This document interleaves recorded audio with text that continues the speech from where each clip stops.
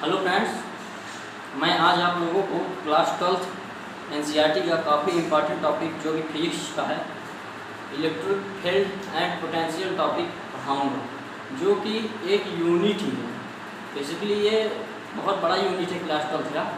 तो हम लोग इसको धीरे धीरे करके छोटे छोटे लेक्चर बनाएंगे, क्योंकि अपलोड करने में वीडियो थोड़ा दिक्कत होती है, जिसके कारण हम लोग थोड़ा छोटे छोटे लेक्चर बनाएंगे और इसको धीरे धीरे पूरा कर लेंगे। तो आप लोगों को क्या करना है कि इसकी प्रॉपर नोट्स बनानी है, क्योंकि प्रॉपर नोट्स रहेगी ना तो आप लोगों को पढ़ने में थोड़ा मज़ा भी आएगा। ठीक, तो आइए हम लोग देखते हैं इलेक्ट्रोस्टैटिक यूनिट में। सबसे पहले हेडिंग डालते हैं चैप्टर का।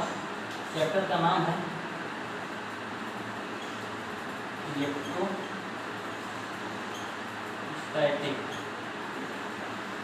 ठीक, इलेक्ट्रोस्टैटिक। अब इलेक्ट्रोस्टैटिक यूनिट में हम लोग सबसे पहले हेडिंग पढ़ेंगे चार्ज के बारे में। तो व्हाट इज चार्ज? तो हम लोग जानते हैं कि चार्ज जो होते हैं वो बेसिकली दो प्रकार के होते हैं। पहला चार्ज होता है positive charge and second charge होता है नेगेटिव चार्ज। तो जो पॉजिटिव चार्ज होते हैं वो हम लोग जानते हैं कि एक दूसरे को रिपल करते हैं, रिपल्सन करते हैं, उनमें रिपल्सिव फोर्स लगता है। और जो नेगेटिव चार्ज होते हैं उनमें भी रिपल्सिव फोर्स लगता है। बट जो पॉजिटिव और निगेटिव चार्ज होते हैं उनमें अट्रैक्टिव फोर्स लगता है। कहने का मतलब ये है कि यदि सेम नेचर के चार्ज होंगे तो उनमें रिपल्सिव फोर्स लगेगा, बट यदि डिफरेंट नेचर के चार्ज होंगे तो उनमें अट्रैक्टिव फोर्स लगेगा। ठीक, तो हम लोग को चार्ज सबसे पहले पढ़ना है। तो आइए हम लोग हेडिंग डालते हैं चार्ज किसे कहते हैं। तो चार्ज हम लोग हेडिंग पढ़ेंगे तो देखेंगे कि there are two types of charge. जो चार्ज हैं वो बेसिकली दो प्रकार के होते हैं। पहला पॉजिटिव चार्ज होता है एंड दूसरा नेगेटिव चार्ज होता है। तो आइए हम लोग देखते हैं। पहला पॉजिटिव चार्ज और दूसरा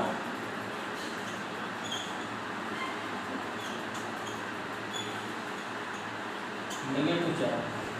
पहला चार्ज होता है पॉजिटिव चार्ज और दूसरा होता है नेगेटिव चार्ज। तो हम लोग पॉजिटिव चार्ज में हम लोग जानते हैं कि ऐसे कोई एटम है, ठीक, तो अगर वो इलेक्ट्रॉन को एक्सेप्ट करता है, मतलब इलेक्ट्रॉन को एक्सेप्ट किया, तो इसमें इलेक्ट्रॉन जो है उसमें इलेक्ट्रॉन की डिफिशियंसी नहीं होगी। और कोई एटम इलेक्ट्रॉन को अगर वो लॉस कर रहा है तो इसमें क्या होता है कि इलेक्ट्रॉन की डिफिशियंसी आ जाती है। ठीक, तो आइए हम लोग देखते हैं कि यदि कोई एटम है वो या तो इलेक्ट्रॉन को एक्सेप्ट करेगा यानी गेन करेगा तो पॉजिटिव चार्ज, और यदि उसका लॉस करेगा तो नेगेटिव चार्ज। तो हम लोग देखते हैं कि एटम है जो उसमें या तो गेन होगा इलेक्ट्रॉन का या तो लॉस होगा। हम लोग जो जब एटम देखते हैं, यदि एटम है कोई एटम है, यदि वो इलेक्ट्रॉन को गेन कर रहा है मतलब पॉजिटिव चार्ज, ठीक, उसमें जो है इलेक्ट्रॉन निगेटिव आ जाता है, निगेटिव इलेक्ट्रॉन आ जाता है। अब जो नेगेटिव इलेक्ट्रॉन आ जाएगा तो हम लोग देखेंगे कि नॉट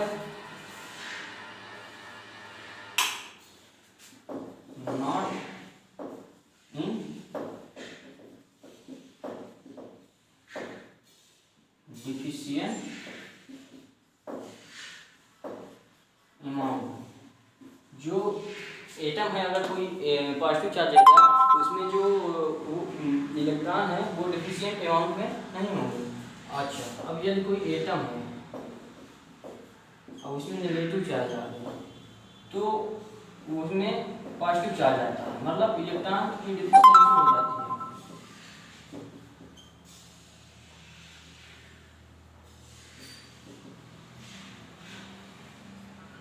डिफिशियंसी ऑफ इलेक्ट्रॉन, ठीक, इलेक्ट्रॉन की डिफिशियंसी हो जाती है। और हम लोग जानते हैं कि जो पॉजिटिव चार्ज होते हैं, पॉजिटिव चार्ज अगर सम डिस्टेंस या कुछ डिस्टेंस में रखे हुए हैं तो ये दूसरे को रिपल्सन करेंगे। और यदि नेगेटिव चार्ज है मतलब सेम नेचर के चार्ज हैं तो ये भी बेसिकली रिपल्सन ही करेंगे। ठीक, और यदि कोई पॉजिटिव एक चार्ज है एक चार्ज नेगेटिव है तो ये अट्रैक्शन करेंगे। ये अट्रैक्शन करेंगे। ठीक, तो इस प्रकार हम लोग देख चुके हैं चार्ज दो प्रकार के होते हैं। पहला चार्ज हो गया पॉजिटिव चार्ज एंड दूसरा चार्ज हो गया नेगेटिव चार्ज। ठीक, पहला चार्ज पॉजिटिव चार्ज, दूसरा चार्ज नेगेटिव चार्ज। ठीक, अच्छा अब हम लोग देखेंगे कि जो बेसिकली चार्ज होते हैं वो फंडामेंटल चार्ज होते हैं। चार्ज की यूनिट हम लोग देख लेते हैं, चार्ज की यूनिट देखेंगे तो हम लोग बेसिकली देखेंगे यूनिट ऑफ चार्ज। तो यूनिट हम लोग चार्ज की देखेंगे तो बेसिकली चार्ज की जो यूनिट होती है वो COU कूलाम होती है। ठीक, जो चार्ज की यूनिट होती है वो बेसिकली कूलाम होती है। चार्ज की यूनिट होती है जो वो कूलाम होती है। ठीक, तो हम लोग कूलाम लिख लिए। अच्छा अब इसके बाद हम लोग क्या देखना है, हम लोग को देखना है कि जो फंडामेंटल चार्ज होते हैं किसी बॉडी के,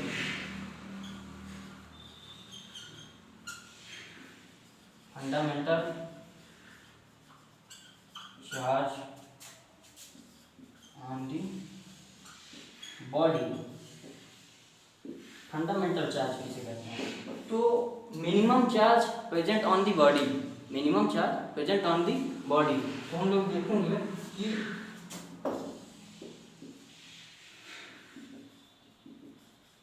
मिनिमम चार्ज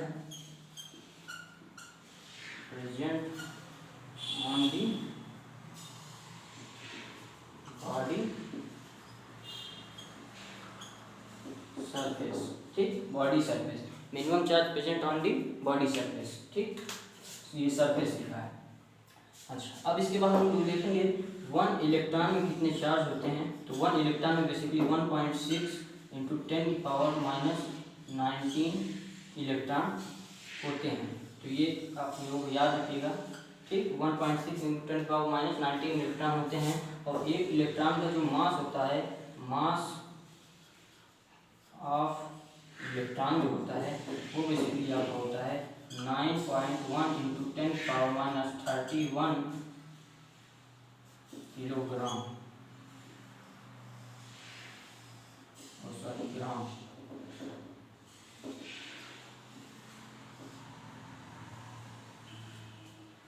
ठीक, ये होता है 9.1 इंटू 10⁻30 यहाँ किलोग्राम में होगा।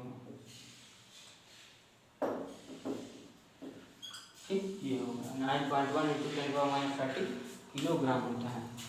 अच्छा अब इसके बाद हम लोग देखते हैं कि fundamental charge at any body. हम लोग जो फंडामेंटल चार्ज किसी भी बॉडी पे देख लेते हैं,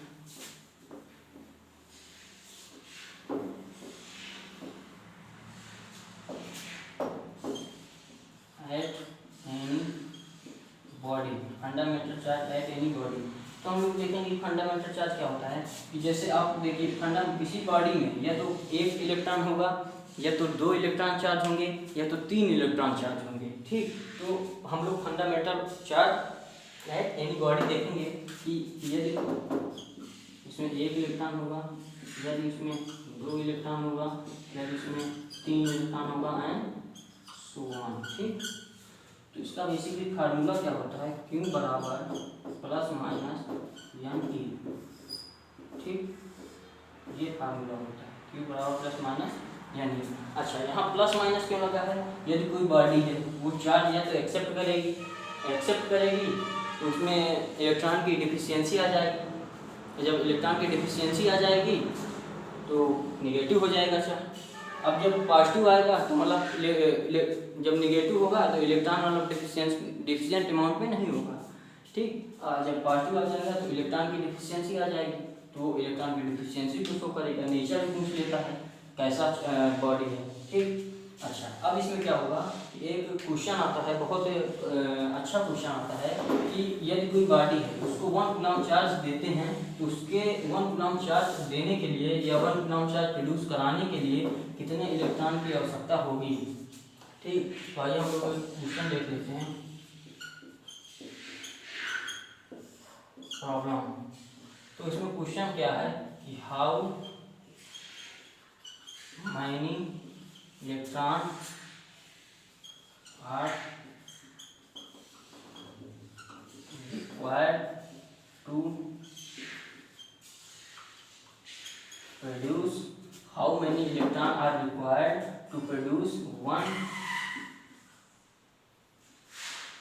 coulomb charge at any body.